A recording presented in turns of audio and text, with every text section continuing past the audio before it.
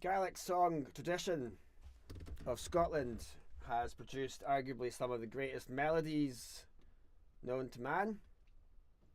That is my assertion, but not just my assertion. That's what I think is a clear fact based on just like the love that exists for these tunes. My name is Adam Sutherland. Welcome to Errogie Music Live. Here I discuss most Sunday nights what I think is beautiful about some of our Scottish tunes, and hopefully I manage to share with you some tips that help you in your writing, or if you're not into writing, maybe it just helps you appreciate the music a little bit more deeply, even if it helps you perform things a bit more deeply. Anyway, this week I am going to look at, and I'll try and pronounce this correctly, Tuireadh Iain Ruaidh, which translates, I believe, as the lament for red-headed John. Iain is the Scottish Gaelic for John, in case you didn't know.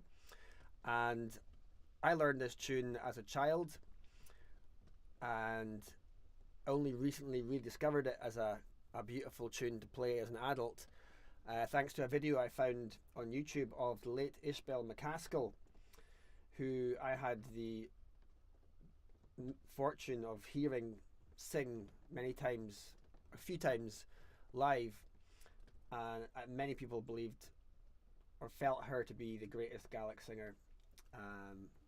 It's not competition, but that was just the effect that she had on people.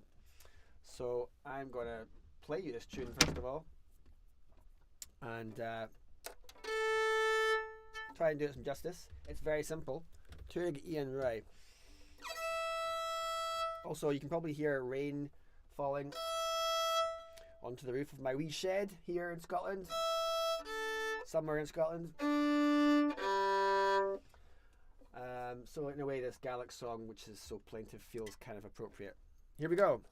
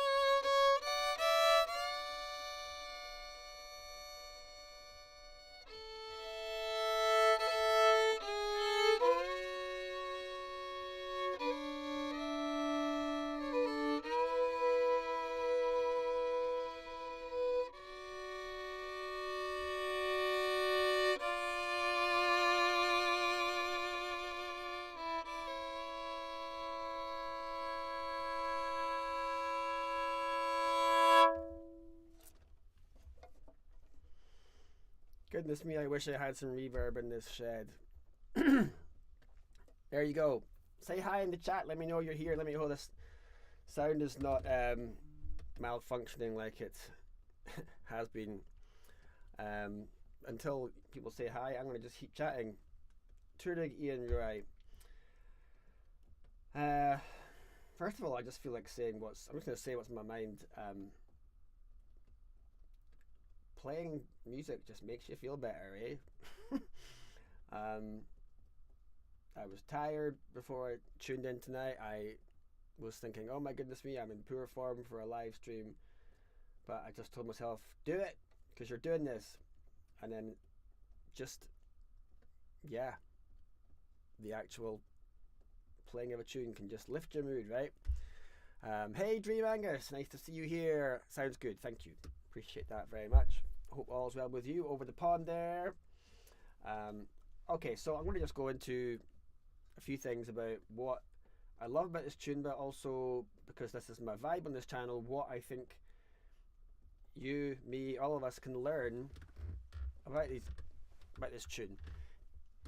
And before I go into it, I want to just say something else. I had a wee thought the other day about composing melodies, and it's this. Tell me what you think of this. I feel like, yes, you use tunes to express yourself, and you can write tunes as a way of expressing yourself. You play music as a way of expressing yourself, but writing a tune that's kind of like an effective vehicle for self-expression is almost like not about, or for me, it's not about self-expression. It's more like finding something that is just pleasing architecturally and is a great way of letting you express yourself by playing the architecture of this tune. In other words, music is kind of like architecture. You're designing something that's just structurally pleasant and that can be used to express feelings. But so I'm thinking about it as a structure, and I think that's how I think about this a lot. Anyway, I'll carry. Let me know what you think about that. I'm going to just carry on with this tune, looking at the architecture of this tune. It's 2 parts. It's very simple. It has question and answer phrasing, like so many beautiful tunes do. What does it do?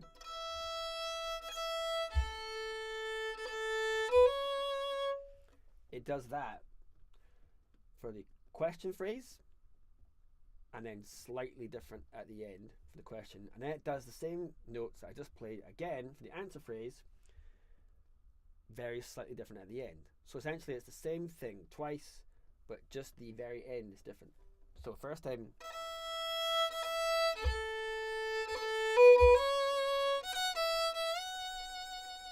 so it finishes, then it's the same thing again, but the last 3 notes are different.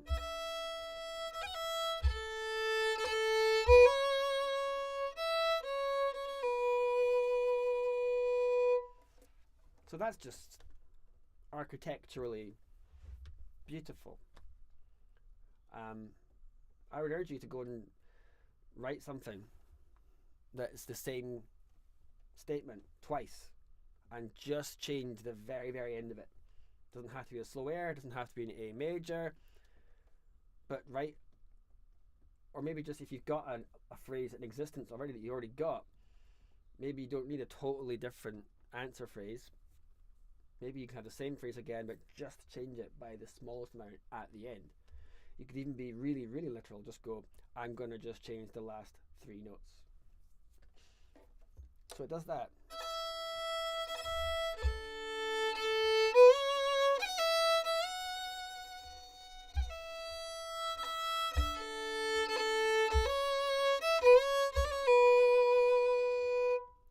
Then it's exactly the same question phrase again.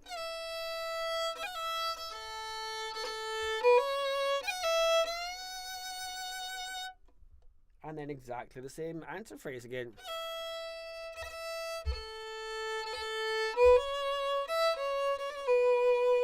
Except this time it lands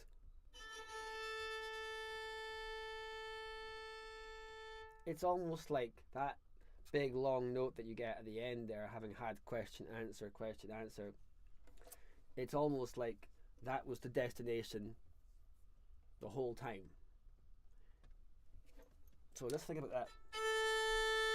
That's where we're going for. Start the journey again.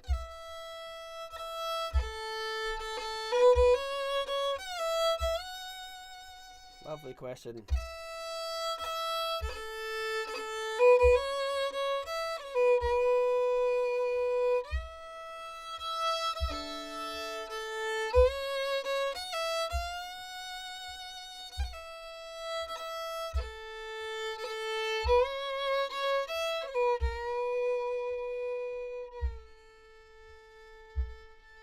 I just love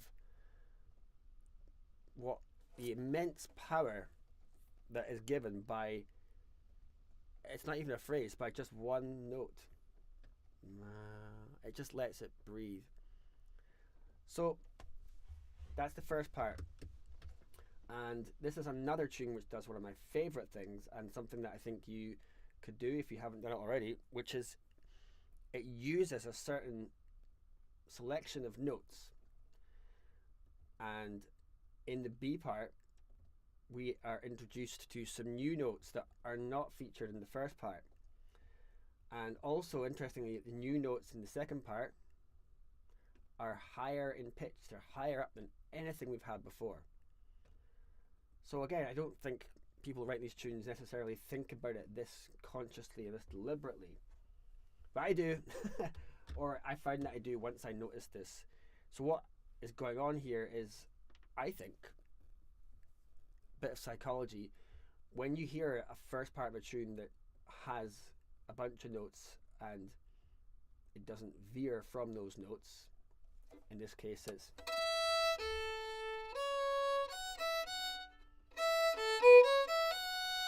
nothing higher than, when you hear a first part of a tune that just that's the highest note, you kind of get used to, you kind of think, I think that you think that that's all this tune has in store. It's not going to do anything else. You kind of get used to it. It's almost like, what's that term in psychology? You get a baseline, a psychological baseline, not a baseline like low notes. You establish a kind of baseline. You just get used to that, so that when the second part comes in and it has some really high notes, you just like shatter that, like throwing a rock on a pool of really still water. You just break all that wide open, and this tune does that in a gorgeous way. So the first part, the highest note is F sharp. You get used to that.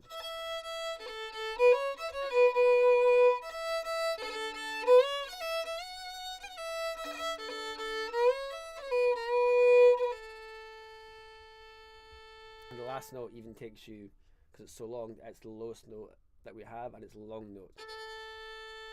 That just brings us right back down to earth. So when the second part comes in with this,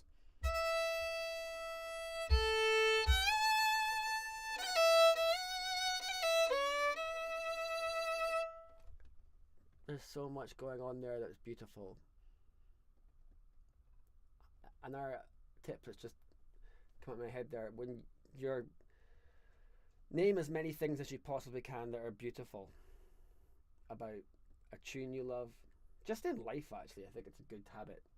How many beautiful things can you see, and why are they beautiful? Name the ways that things are beautiful. Get excited about why things are beautiful to you. It's a very personal thing. This is beautiful to me.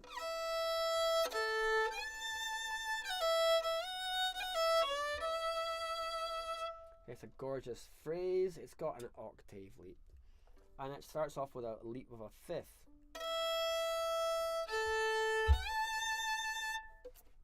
I mean, if that was a mountain, if that was the shape of some mountains, that's like Yosemite or something with like Mount Everest next to it. Yosemite, beautiful. Day dum, a fifth. Whoa. But then, whoa, day dum da. Oh my goodness me, that's powerful.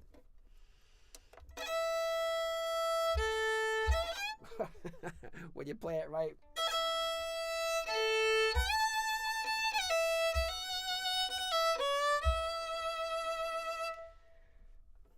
And then it goes again.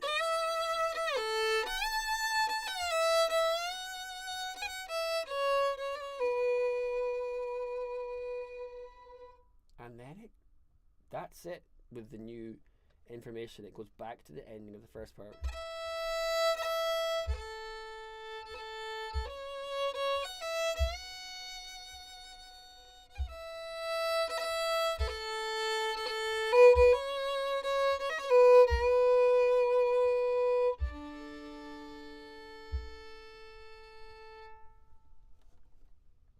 That's it. I personally love finishing that tune double stopping a D in playing a D major chord. We're in A, chord 4, D major.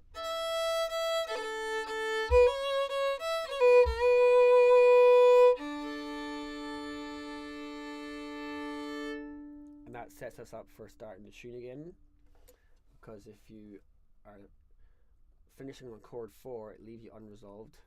Chord 4 goes nicely to chord 1. Chord 1 is the name of the key that you're in. If you're in A, it's chord 1. Chord 4 in the key of A is D. A is 1. 1, 2, 3, 4. Chord 4. Chord 1.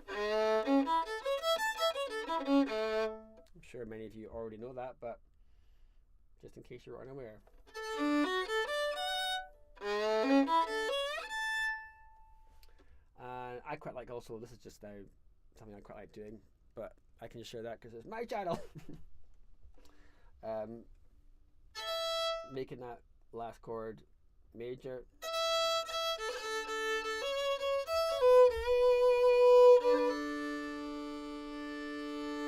And then maybe implying that it's minor.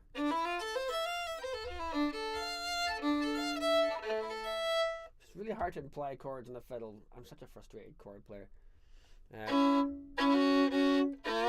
Dreamangus, hello! You're liking that with some D7 chords and E7 at certain spots. Nice. Oh, are you playing along with this at home?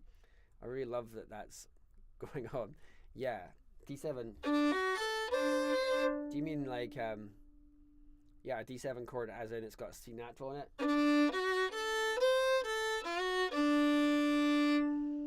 Or like a D major 7th, where you have a C sharp.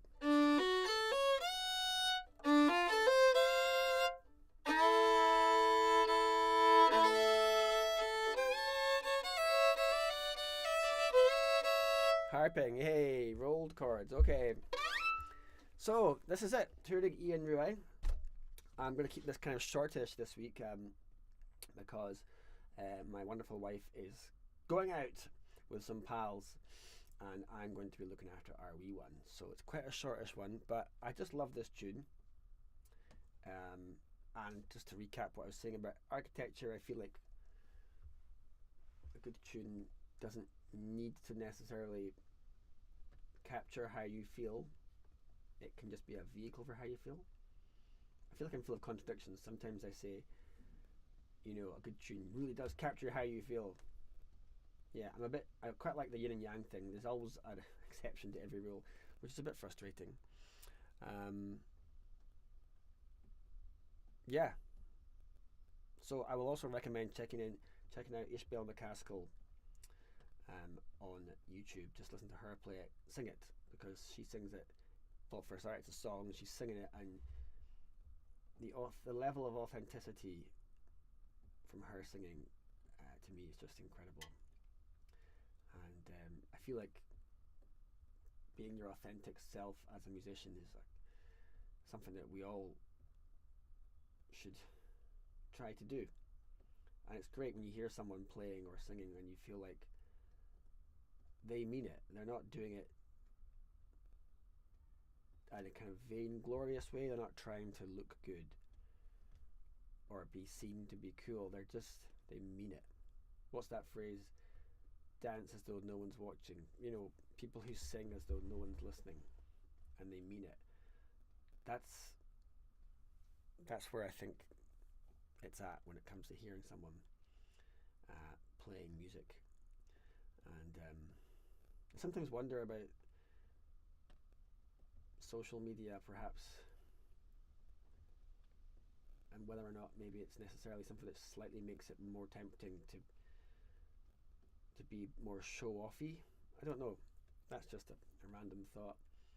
But this song was written obviously well before social media. Like, it's really old. And I'm pretty sure the person who wrote this wasn't doing it to be showy offy. It feels like this song was written by someone who was singing because they had to. And yeah, I also heard another great quote from a jazzer recently, and I was really happy to hear it because it's something that I had thought myself many years ago as a teenager, that yeah, go and learn chords and theory and how to play, but after that you're just wailing.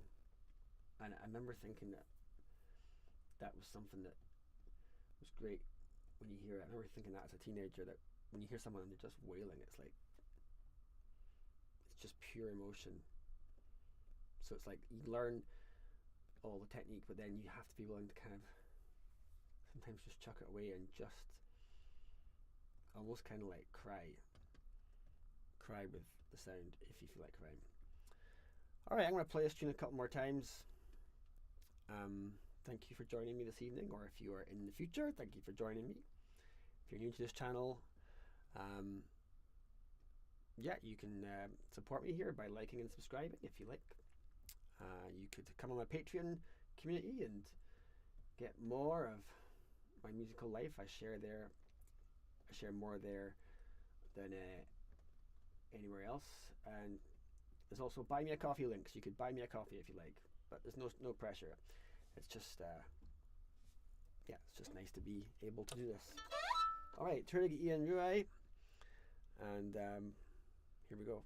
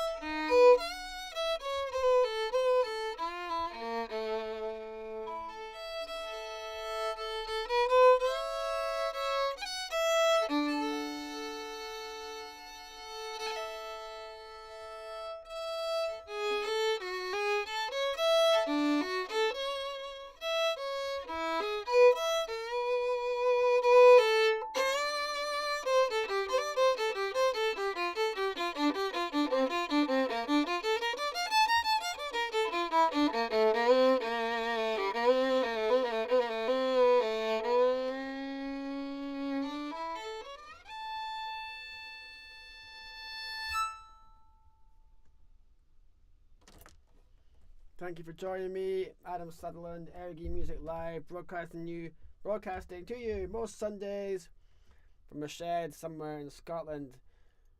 Keep up the writing of your own tunes. Keep up appreciating beautiful things in music, in life.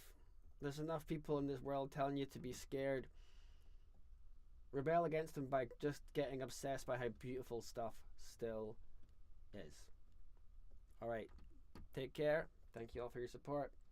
Like and subscribe.